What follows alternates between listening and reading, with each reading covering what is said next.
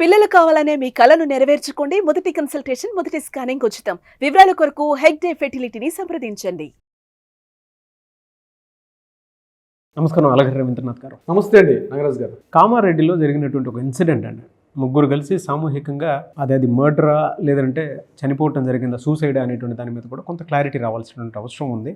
అందులో మీకు తెలిసినటువంటి వాస్తవ కోణాలు ఏంటి, ఏం జరిగింది? కామారెడ్డి జిల్లాలో జరిగినటువంటి డిసెంబర్ 25వ తేదీ మధ్యాహ్నం 1 గంట ఆ ప్రాంతంలో ముగ్గురు వ్యక్తులు కనిపించడం మానేశారు. ముఖ్యంగా బిక్కనూరు ఎస్ఐ అయినటువంటి సాయి కుమార్ గారు, అదేవిధంగా బీబీపేట ఏరియా ఉన్నటువంటి శృతి, ఆమె కానిస్టేబుల్గా వర్క్ చేస్తున్నారు గడచిన 7 సంవత్సరాలుగా. అయితే వీళ్ళిద్దరితో పాటు ఒక కంప్యూటర్ ఆపరేటర్ అయినటువంటి అక్కడ నిఖిల్ కూడా ముగ్గురు కలిసి ఆ చెరువులో మృతదేహాలుగా లభించడం కొంత మిస్టరీగా అయితే ఉండడం జరిగింది నాగరాజ్ గారు.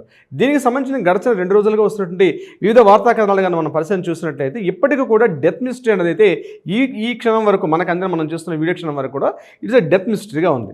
కొంతమంది కథనాలు చెప్తున్నారు ఏంటంటే ఇదంతా కూడా టోటల్గా ట్రయాంగిల్ లవ్ స్టోరీ నడిచిందని చెప్పి, ముఖ్యంగా సాయి కుమార్ గారు అదేవిధంగా కానిస్టేబుల్ శృతి వీళ్ళిద్దరు కూడా లవ్ చేసుకుంటున్నారని, ఈ మధ్యలో నిఖిల్ అనే పాత్ర ఎంటర్ అవడం వల్ల వీళ్ళు ముగ్గురు కలిసి సామూహికంగా బహుశా ఈ డెత్ జరిగి ఉండొచ్చు అని ఒక సస్పెక్ట్ చేస్తున్నారు.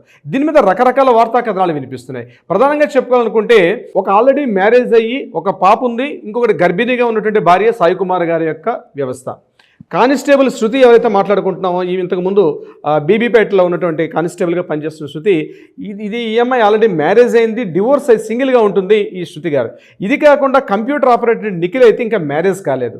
అయితే ఈ ట్రయాంగిల్ స్టోరీని కాస్త డీటెయిల్స్లోకి, అంటే పోలీసులు అందించినటువంటి వివరాల విషయంలోకి మనం వెళ్ళగలిగినట్లయితే తెలిసిన విషయం ఏంటంటే సాయి కుమార్ గారు ఇప్పుడు ప్రెసెంట్ బిక్కనూరు ఎస్ఐగా పనిచేస్తున్నారు.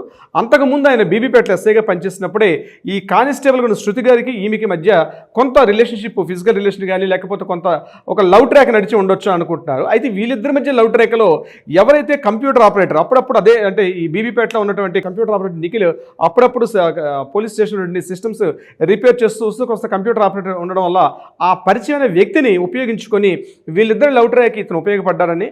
ఎందుకంటే ఎందుకు ఈ విషయం చెప్పాల్సి వస్తుందంటే నిఖిల్ కన్నా చాలా సంవత్సరాలు పెద్దది ఈ యొక్క శృతి, చనిపోయినటువంటి ఈ అమ్మాయి. సో ఈ నిఖిల్ అనే అబ్బాయి వీళ్ళిద్దరి మధ్య కాస్త సంబంధానికి కాస్త కొనసాగింపుగా ఈ అబ్బాయి కృషి చేసి ఉంటాడు అని పోలీసులు ఒక యాంగిల్ చెప్పడం జరుగుతుంది. మరొకటి ఏంటంటే ఈ శృతి దగ్గర వాట్సాప్ డేటా, అదేవిధంగా నిఖిల్ మధ్య జరిగిన వాట్సాప్ డేటాను చూసినట్టయితే వీళ్ళిద్దరి మధ్య కొంత సారూప్యత, కొంత ఏదో ఒక ప్రేమ వ్యవహారం నడిచినట్టుగా కూడా పోలీసులు మరొక యాంగిల్లో కూడా సస్పెక్ట్ చేస్తున్నారు. అయితే అనుకోకుండా సడన్గా సర్ప్రైజ్ ఏంటంటే ఈ అట్లూరి ఎల్లారెడ్డిపేట దగ్గర పెద్ద చెరువు, చాలా పెద్ద చెరువు, అది హైవేకి దగ్గరగా ఉంటుంది, కామారెడ్డి పరిసర ప్రాంతాల్లో చాలా పెద్ద చెరువు ఇది. ఈ ప్రాంతంలో ముగ్గురు కలుసుకున్నారు. ఒక ఆమె నర్సంపల్లి నుంచి ఏమి రావడం, ఈ శృతి బస్సులో ఆమె రావడం జరిగింది. బైక్ నుంచి ఈ అబ్బాయి వచ్చాడు, నిఖిల్ ఏమో బైక్ నుంచి ఈ అబ్బాయి బీబీ నుంచి రావడం, అదేవిధంగా ఎస్ఐగా పనిచేసిన బిక్కనూరు ఎస్ఐ ఆయన కారులో రావడం. వీళ్ళు ముగ్గురు కూడా ఒక ప్రదేశంలో కలిసి కారులో మాట్లాడుకొని చెరువు దగ్గరికి వెళ్ళి అక్కడ ఏం జరిగింది అన్నది ఇప్పుడు డెత్ మిస్టరీ కనిపిస్తుంది. ఎందుకంటే అక్కడ దొరికినటువంటి ఆనవాళ్ళు అంటే పోలీసులు వీళ్ళు ముగ్గురు కనిపించలేదు, వీళ్ళు ముందేం చేశారంటే ఆచూకీ లభ్యని కేసు కింద పెట్టారు, అంటే సస్పెక్ట్ చేశారు వీళ్ళు ఎక్కడో తెలియనటువంటి ఒక ఐడెంటిఫికేషన్ లేకపోవడం వల్ల.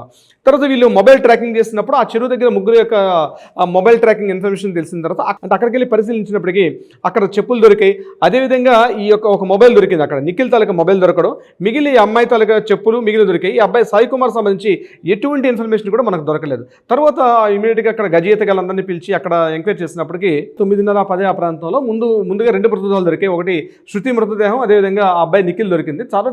చాలాసేపటికి అంటే ఎర్లీ మార్నింగ్ 8:30 ఆ టైంలో ఈ సాయి కుమార్ గారి యొక్క మృతదేహం దొరికింది. అయితే నిన్న మనకు అందించిన ఇన్ఫర్మేషన్ ప్రకారం పోలీసులు ఇచ్చినటువంటి మనకు అందిన వివరాల ప్రకారం ఏంటంటే ముగ్గురు శరీరం మీద ఎటువంటి గాయాలు లేవు కాబట్టి బహుశా 4th పర్సన్ ఉండే అవకాశం లేదు, లేదా ఒకరికొకరు ఏమైనా గట్టిగా కొట్లాడుకోవడం మాట్లాడుకునే విషయం అంటే గాయాలు లేవు కాబట్టి ఆ రకమైనటువంటి ఒకరికొకరు తోసుకోవడం కానీ అట్లాంటిది ఏమీ లేదని చెప్పి పోలీసులు కొంత వివరణ జరుగుతుంది. అయితే అసలు విషయం ఏం జరిగి ఉంటుంది, ఎందుకు ఈ ముగ్గురు ఇక్కడ ఈ ప్లేస్కి ఎందుకు వచ్చారు, అసలు ముగ్గురు యొక్క పర్సనల్ విషయాలు ఏం జరుగుతున్న విషయం మీద పోలీసులు మరికొంత కూలంకషంగా వివరించే ప్రయత్నం కూడా చేస్తున్నారు. అయితే ఇక్కడ సాయి కుమార్ గారి యొక్క ఫోన్ మొబైల్ డేటాను చూసినట్లయితే అక్కడ ఆల్రెడీ ఒకటి తడిచిపోయి ఉన్నటువంటి ఒక ఫోన్ దొరికింది.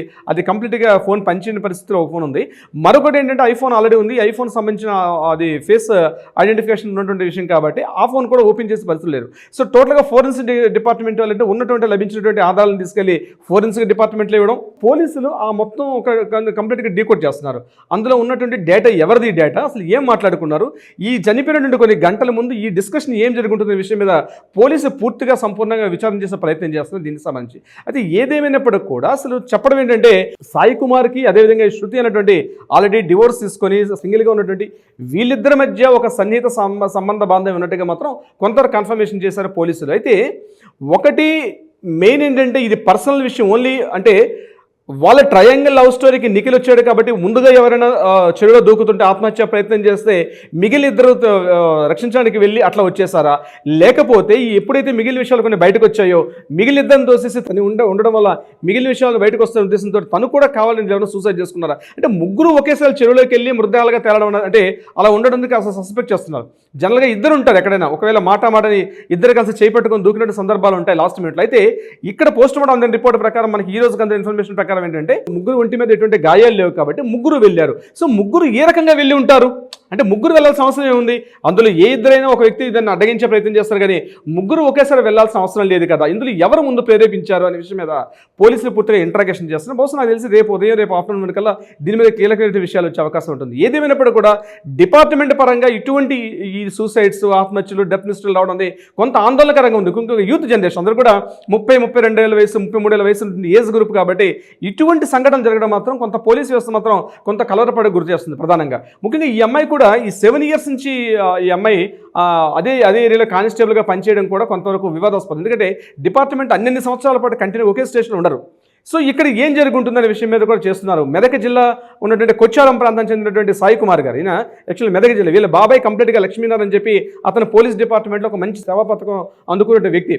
అతన్ని ఆదర్శంగా తీసుకుని డిపార్ట్మెంట్లోకి వచ్చారు. అంటే అంతటి ఆదర్శాలు కలిగిన ఒక వ్యక్తి ఎందుకు ఈ రకంగా ప్రవర్తించుంటారు? కేవలం స్త్రీతో ఉన్నటువంటి ఒక వివాహితర సంబంధాలు లేకపోతే స్త్రీతో ఉన్నటువంటి ఆర్థిక సంబంధాల ఏ సంబంధాలు దీనికి దారితీసి ఉంటాయని చెప్పి విషయం మీద పోలీసులు కంప్లీట్గా దాని మీద రీసెర్చ్ చేసే పనిలో ఉన్నారు. నాకు తెలిసి 1-2 days దీని మీద పూర్తి ఇన్ఫర్మేషన్ బయటకు వచ్చే వెలుగులోకి వస్తుంది.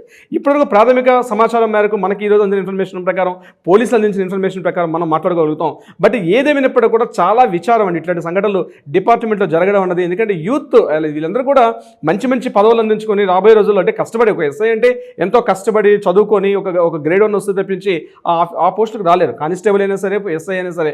ఈ నిఖిల్ అనే ఆపరేటర్ తాలూకా ప్రాతిధ్యం ఏంటి, ఎందుకంటే వీళ్ళిద్దరి ఏజ్ మధ్య ఈ కామన్గా ఉంది. ఈ నిఖిల్ అనే వ్యక్తికి ఈ చనిపోయిన శృతికి అమ్మాయికి మధ్య age more than 7 years 6 years పైన ఉన్నట్టుగా కనిపిస్తుంది మనకు అక్కడ. సో ఇటువంటి ఏజ్ గ్రూప్లో ఎందుకు సామూహికంగా చేశారు? ఒక డెత్ మిస్టరీ అయితే కంప్లీట్గా కనిపిస్తుంది. పర్టికులర్గా ఆ చెరువు దగ్గరికి ఎందుకు వెళ్లాల్సి వచ్చింది? ఈ ముగ్గురు కాకుండా 4వ వ్యక్తి ఎవరైనా ఉన్నారా అన్న విషయం మీద పోలీసులు చాలా డీటెయిల్గా ఎంక్వైరీ చేస్తున్నారు. ముఖ్యంగా డిపార్ట్మెంట్ పరంగా ఇట్లాంటి జరగడం మాత్రం ఎవరు కూడా అంత హర్షించే విషయం అయితే కాదు నాగరాజ్ గారు. ఏదేమైనా ఇలాంటి సంఘటనలు అయితే దురదృష్టకరం. ఫర్దర్గా ఏ విధంగా ఉంటుందనేది చూద్దామని. Sir thank you so much Ravindranath garu. Thank you so much Nagaraj గారు.